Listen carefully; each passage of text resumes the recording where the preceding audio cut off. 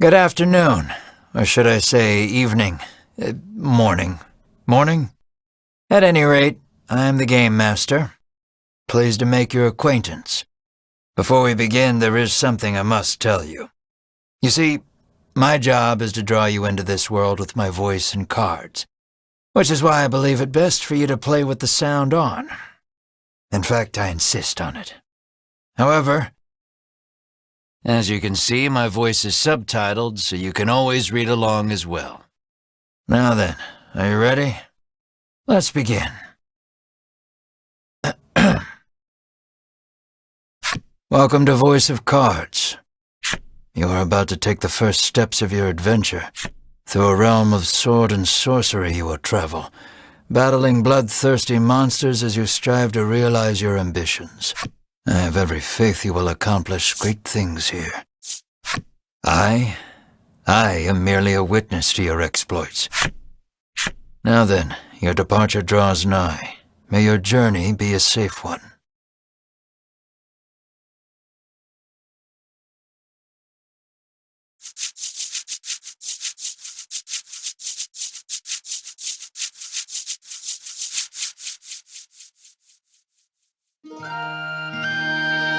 This is Castle Advent. Queen Nilla reigns over the kingdom from within its walls.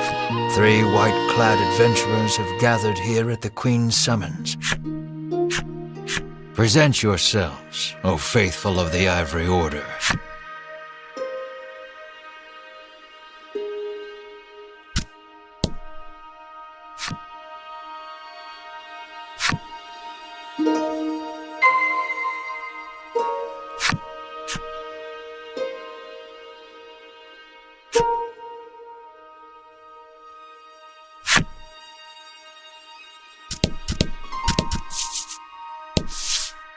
From upon her throne, the Queen regards the adventurers. So you are disciples of the Order. The youngest of the 3 steps forward. She holds herself with well-born grace. I am Winifred of the Ivory Order, Your Majesty, she says. I lead this fellowship. She bows, glancing to her 2 companions. In response, the stern-looking one inclines his head and brusquely names himself Berwin. The older man is the picture of courtesy as he genuflects and introduces himself as Hedwin.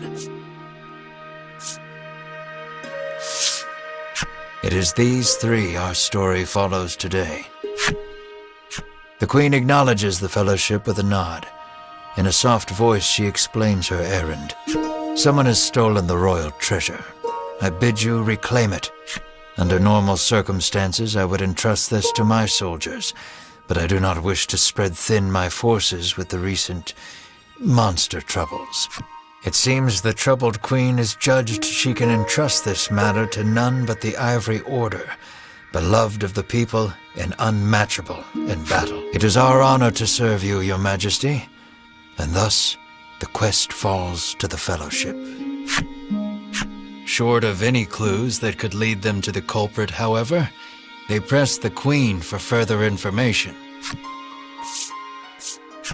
The Fellowship asks the Queen what the royal treasure is.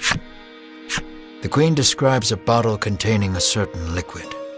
Without it, she trails off, but the desperation in her voice suggests its loss could spell disaster for the kingdom. The Fellowship asks the Queen if she knows anything about the thief.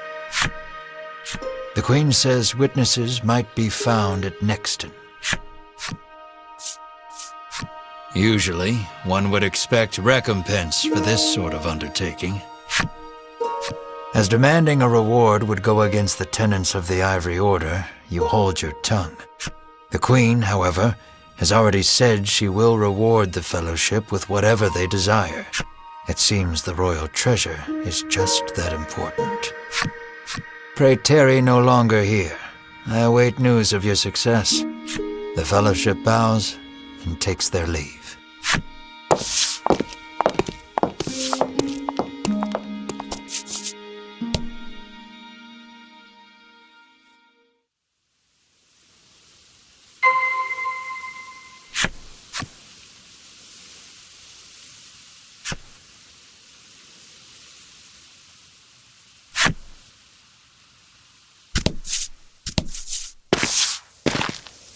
We can waste no time finding the treasure. Winifred strides toward town. Wait, cries Berwin, blocking Winifred's path. A monster. You dare stand in our way? Hedwyn scowls at the foul creature. It lunges at the Fellowship.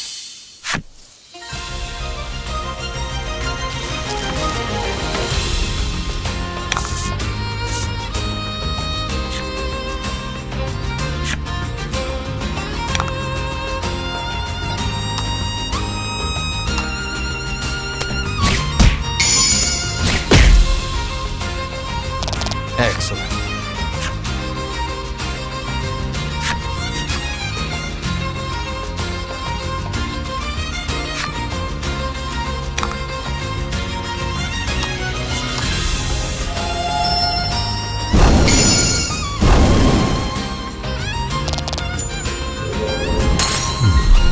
That was lucky.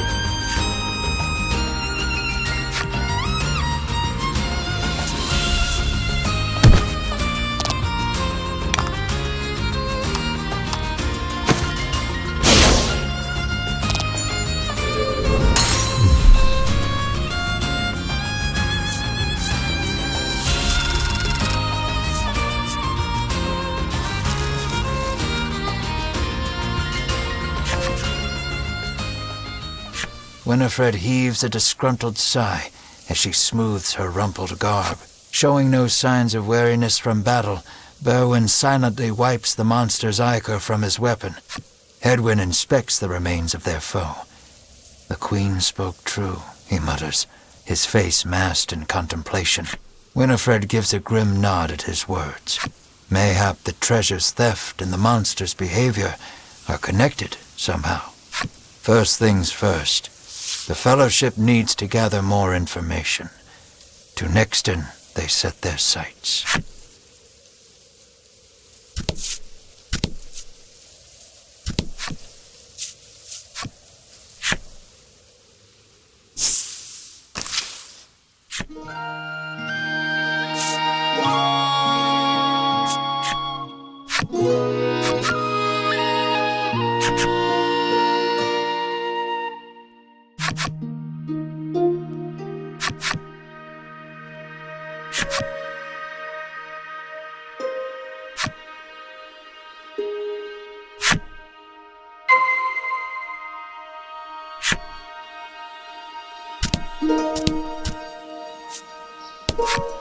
Welcome to Nixton, hails a man. The man doesn't respond to any question except to parrot back his original greeting.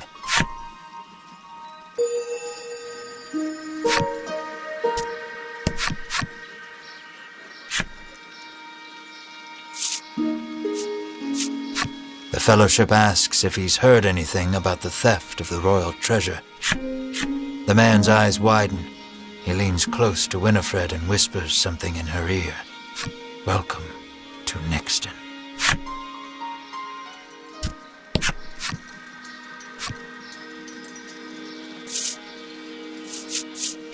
Having nothing to ask, you take your leave. I'm too scared to leave town with all those monsters out there, the woman sighs. How may I help you? The proprietor inquires.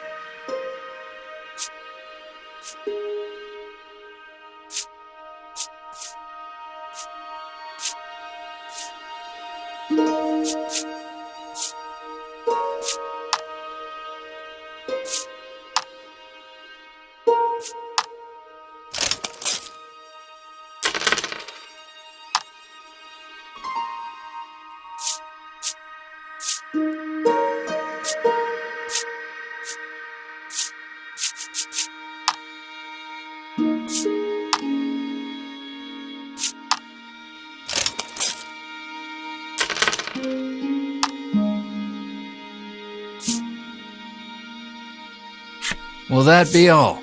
The proprietor asks.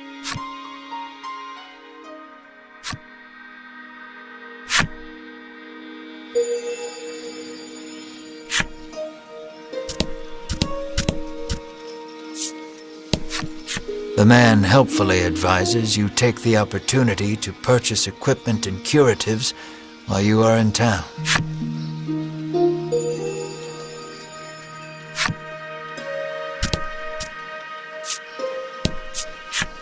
A woman sits hunched over by the side of the road. Upon catching sight of the fellowship, she calls out for their aid. She's sprained her ankle and needs you to take her to the nearby apothecary.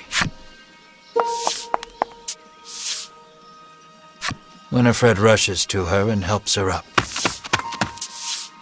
Berwin lifts the woman onto his back, and the fellowship sets out in search of an apothecary.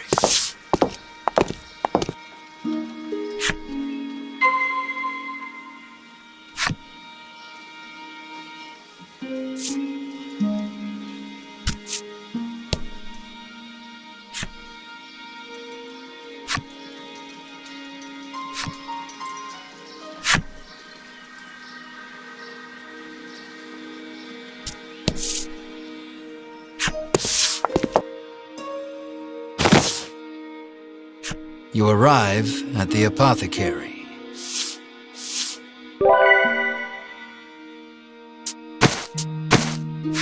Nothing holds a candle to Ivory Order medicine, she beams.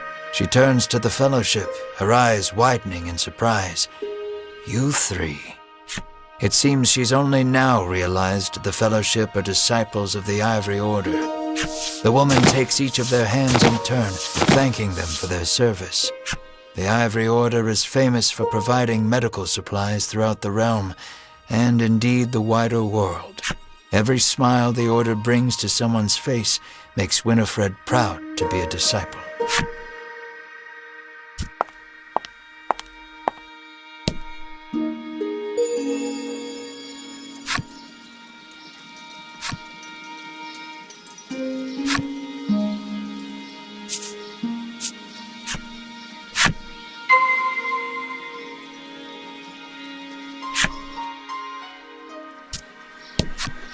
How may I help you? The apothecary catches sight of the fellowship. Ah, the Ivory Order, to which I owe the prosperity of my humble shop, she says. She gestures to the drawers filled with her wares. Pray, choose one of my concoctions and take it at no cost. It shall be a token of my thanks to the Order. The fellowship insists they will pay as any other customer would, and sets about browsing her wares.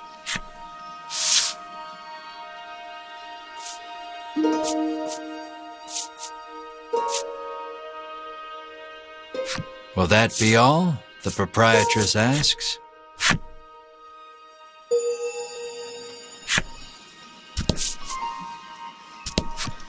How may I help you? The proprietress inquires.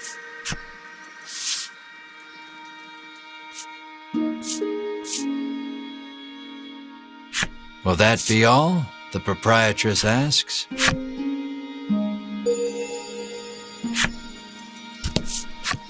The man claims he saw a suspicious someone leaving the castle grounds carrying what looked to be a medicine bottle. He didn't get a good look at their face, but says they were nothing but skin and bone. The fellowship thanks the man for the useful information.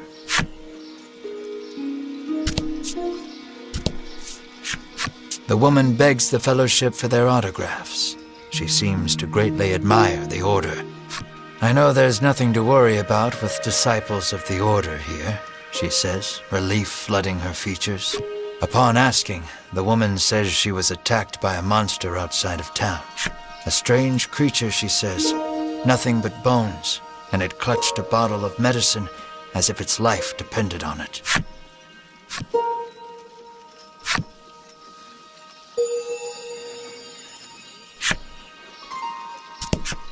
Nothing holds a candle to Ivory Order medicine, proclaims the woman, swigging this curative and that.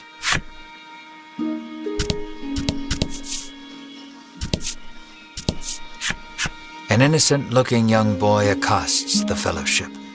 Want to play a game with me? He asks expectantly. In this parlor you can play cards.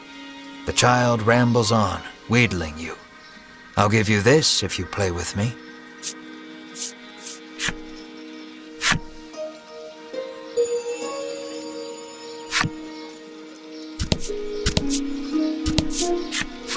Apparently, there's a monster lurking around the outskirts of town stealing medicine, and only medicine. Rumors claim the monster fled to the west. Thanks to the information gleaned from the townsfolk, the Fellowship is all but certain of who has stolen the royal treasure. The first clue was the Queen's description of the treasure, a small bottle containing a certain liquid. Then there's the bony figure seen fleeing town, the skeletal monster clutching the bottle of medicine, and the monster that fled west. From all that information, the Fellowship distills the thief's true identity. Realization strikes Winifred. I know who our thief is. The monster made of bones, Hedwyn interjects. The one that fled west. Berwin nods in agreement, as if to say, another sage pronouncement from the great and wise Hedwyn. Winifred clears her throat, proclaims that the Fellowship shall head west, out of town, and walks off.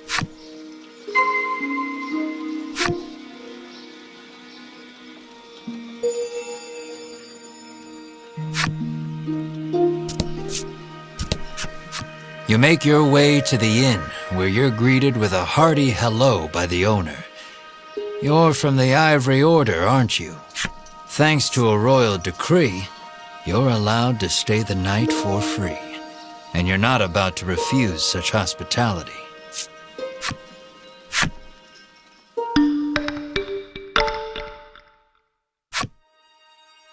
The party leaves the inn feeling rested.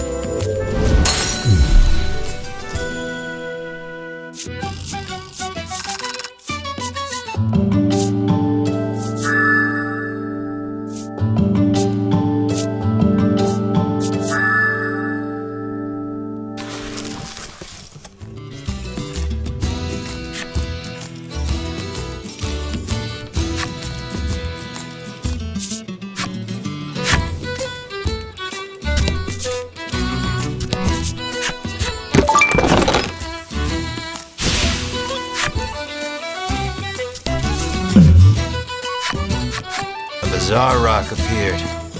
It seems primed to explode.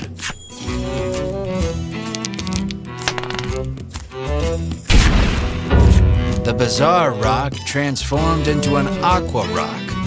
The only way out of this fight is through it.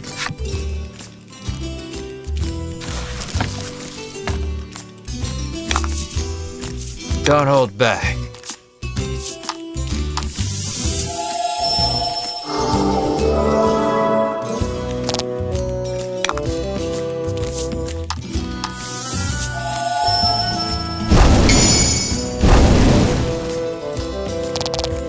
That was lucky.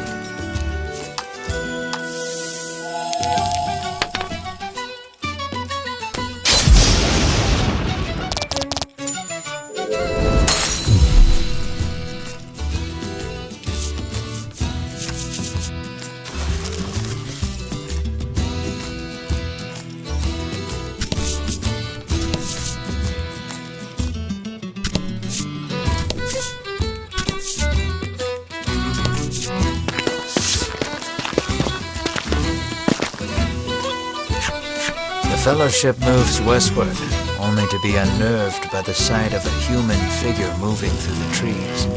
The presence of large packs suggests a traveler. The sun bears down hard upon us this day, Winifred says, approaching him. The traveler lets out a chuckle. Indeed, I've just been swimming in the sea to the west. Then perhaps he is heading east? I beg your pardon, but did you catch sight of a monster fleeing west? Winifred inquires. He gives her a puzzled look. There's nothing out there but the sea, he says. That and a cave full of monsters on the opposite shore. I suspect you might find your quarry there. The Fellowship exchange glances and nod as if to say, then that is where we shall go. Alas, they will need a boat to cross the sea. The traveler hoists his packs, suggests the Fellowship speak to the fishermen on the western shore, and takes his leave.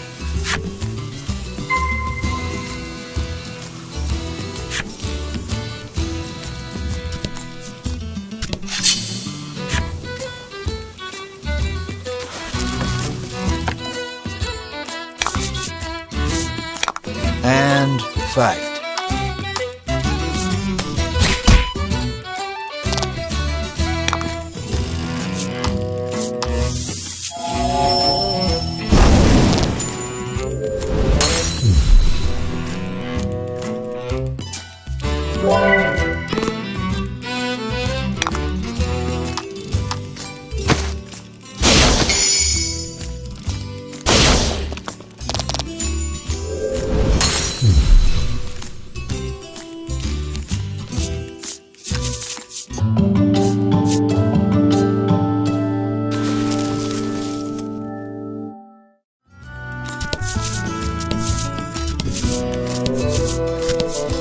Let's not go there just yet. I haven't quite finished the story for that section, you see.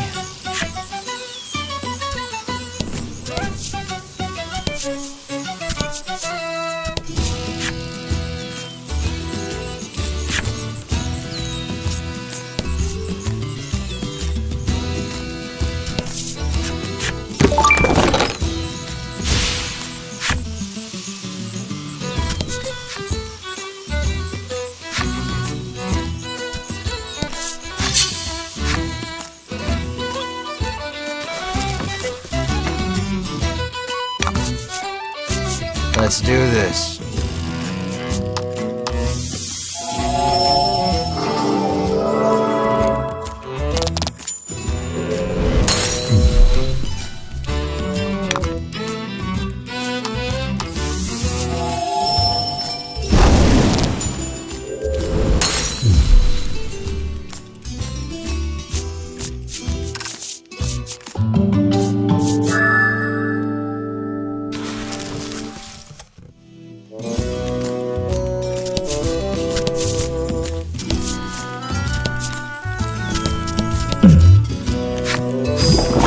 Monster appears.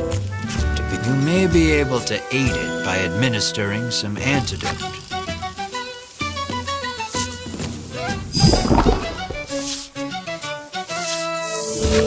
take pity on the creature and administer some antidote. Healthy once more, it gets up and makes its way to who knows where. Every so often, you catch it looking back at you, but before long, it's out of sight.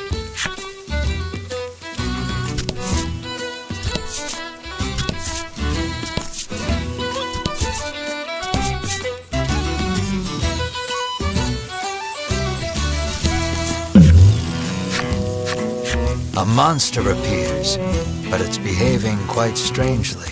It hesitates, lurching toward you, then away, unsure of every move. Finally, it tosses a fish at your feet and flees. Was that the monster you helped earlier, coming back to say thanks? You'd like to think so. The party makes a meal of the fish.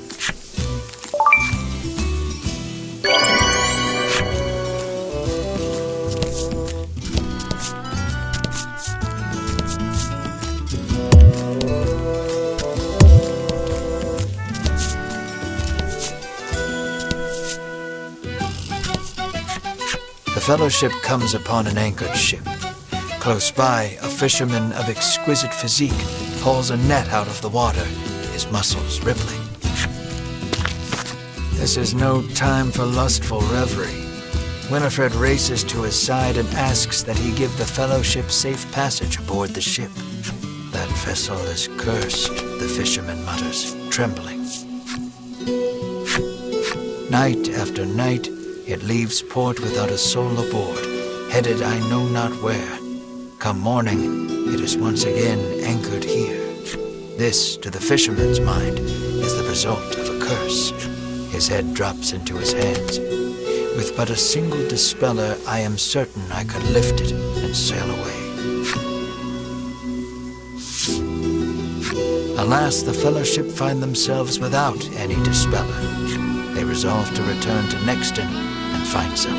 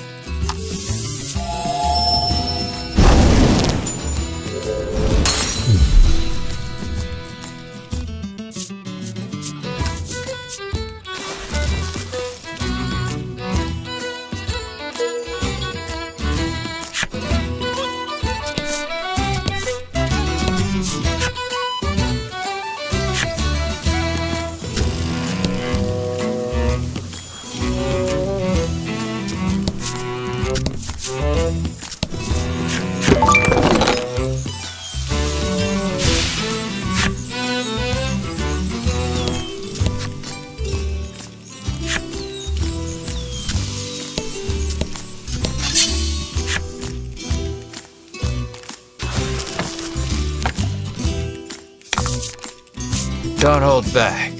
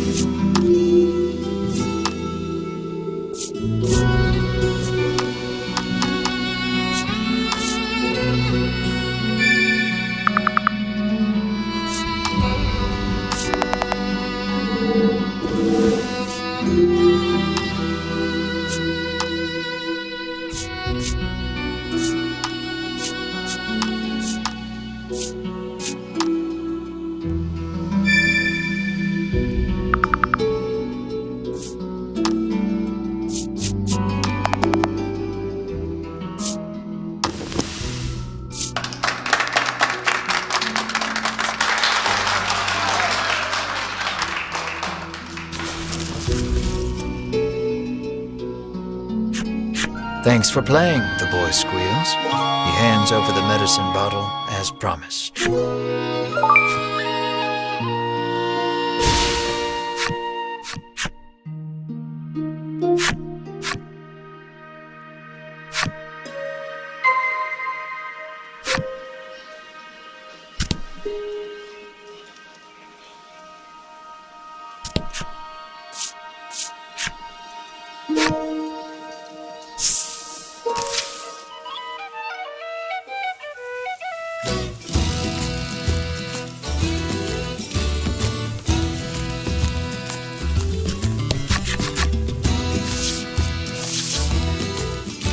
Winifred hands the despairing fisherman a dispeller and asks again for safe passage to the cave beyond the sea. The fisherman snatches up the concoction, so delighted that his pectoral muscles begin twitching. The fellowship politely ignores this fact. He opens the bottle and proceeds to douse the ship.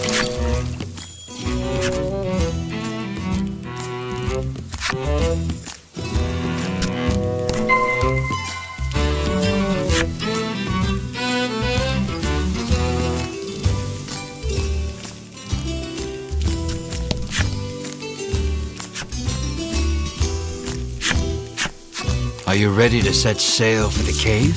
The fisherman asks. Let's shove off then. He beckons you aboard. The fellowship arrives at the mouth of a dank cave, its damp, rocky expanse threatening to swallow them. Monsters could come pouring out at any moment.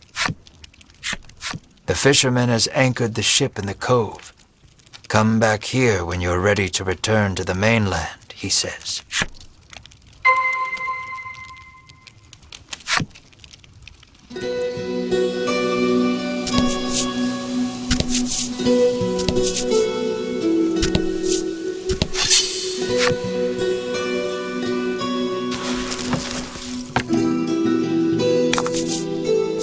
And fight.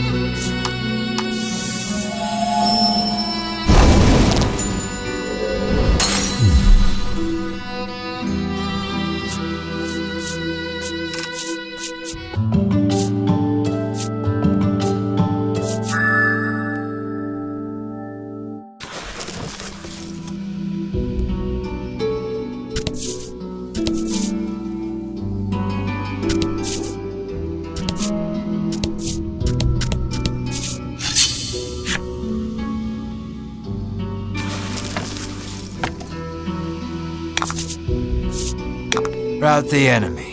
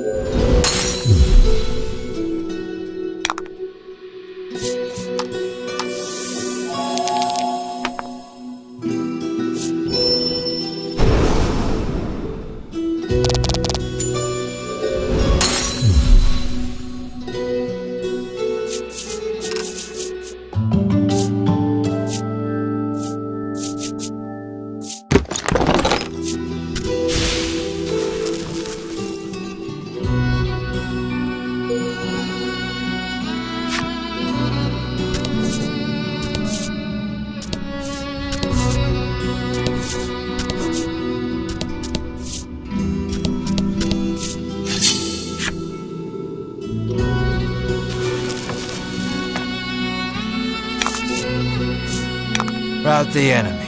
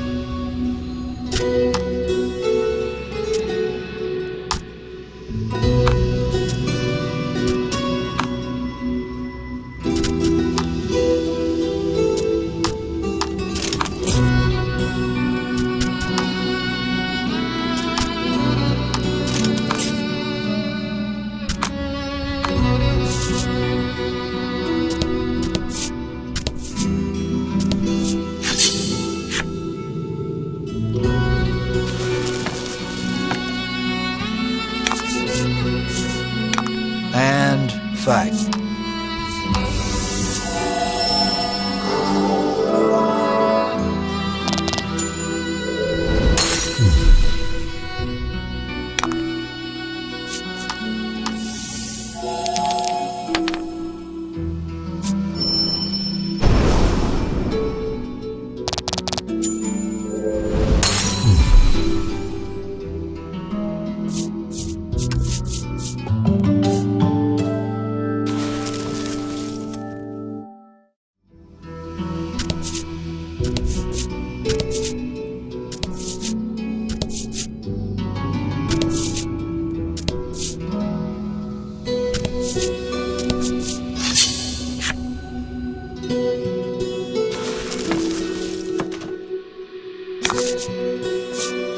Don't hold back.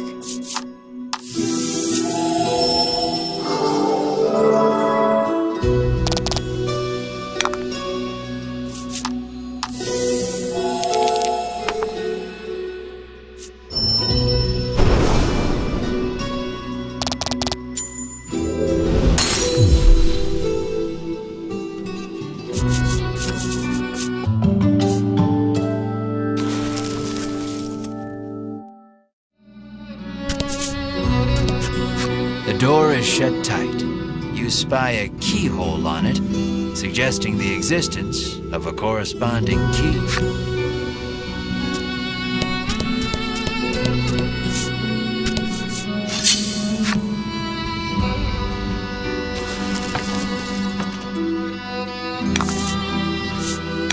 Don't hold back.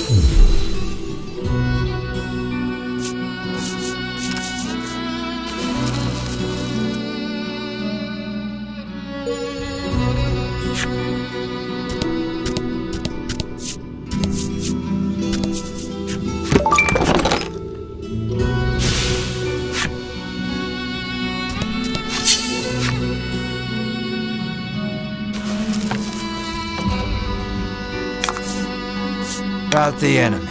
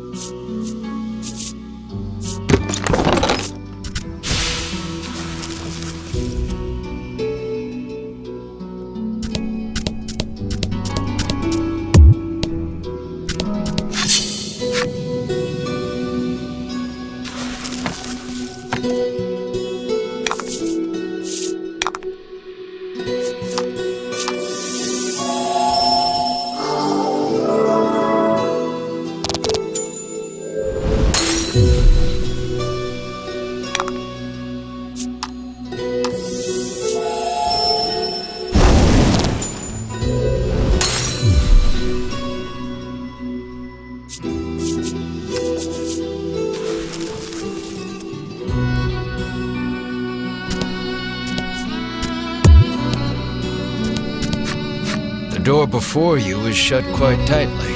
It appears to have a keyhole. The simple key may be of use here.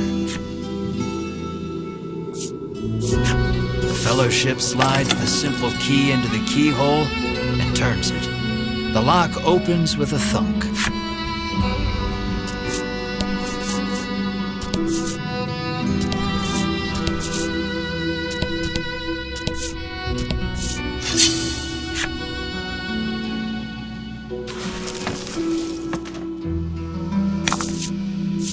About the enemy.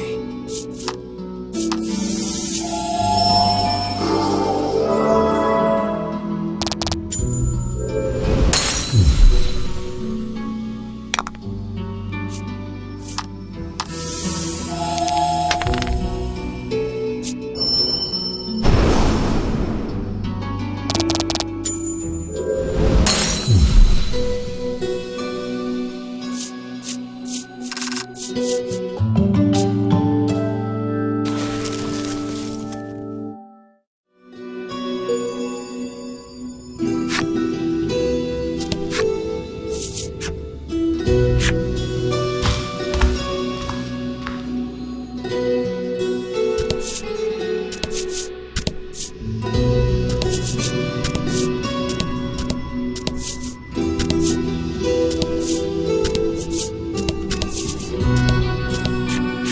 iron door towers before you. It has rather conspicuous handles.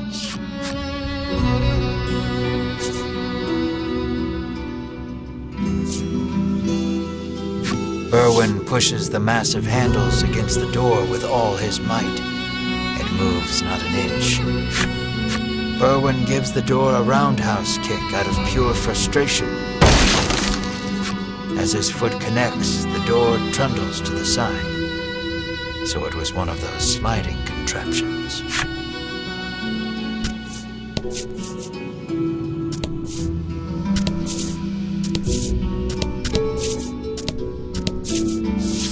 Something leaps out at the Fellowship from the darkness.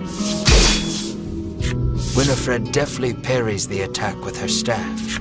Edwin looks fondly at Winifred, only to have his reverie interrupted by Berwin's cry of, "It's coming back."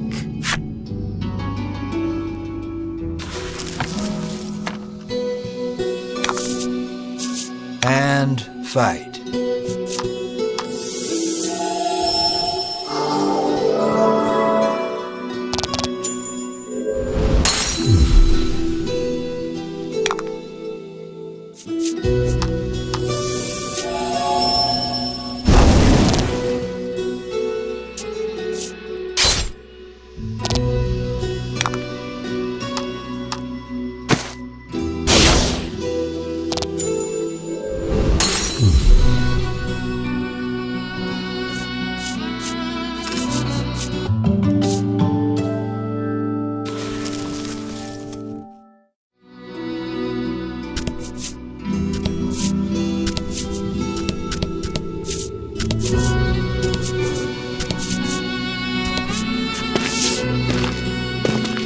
Fellowship approaches the chest, only for a voice deep as an earthquake to echo through the cavern. "You shall not have it," a voice growls. The Fellowship warily eyes their surroundings as several somethings leap out of the shadows.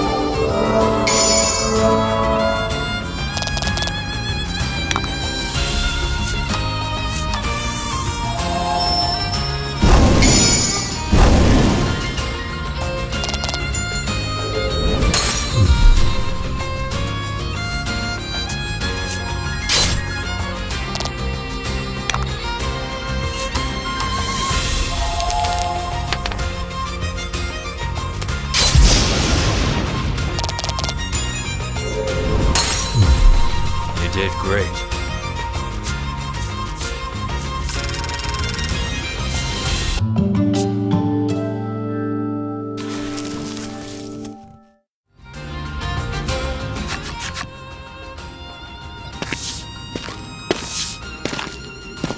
Winifred neatly steps through the fiend's remains and opens the chest. Inside is what appears for all the world to be an ordinary medicine bottle. At last, the royal treasure is in safe hands once more, Edwin sighs. Winifred and Berwin nod in agreement. Treasure in hand, the Fellowship exit the cave, exultant. In time, the Fellowship find themselves before the Queen once more. They offer her the retrieved treasure. As reward for the arduous task of returning our prized possession, I bid you name anything you desire, she proclaims. She is positively beaming and seems prepared to shower the Fellowship with riches, whether they demand them or not. But at that moment, a massive roar, the likes of which had never been heard before, shakes the entire castle. As the roar recedes, one of the royal guard, pale as a sheet, bursts into the royal hall. He struggles to gather his breath. Just now, over the castle, a dragon, he pants to Queen Nilla. A dragon. So the great evil has returned. Queen Nilla turns her gaze to the sky, dumbfounded. So the monster troubles are connected, Edwin says so under his breath, so the Queen does not hear. A profound silence settles over the royal hall. The Fellowship stand tall, unflinching, as though they know what must be done in the face of such a crisis.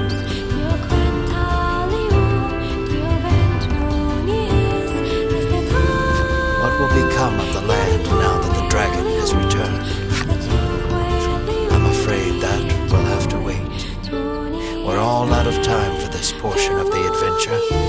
Don't you worry. We'll continue the tale another time. I look forward to our next session. Until then, I bid you good day. Farewell, friend.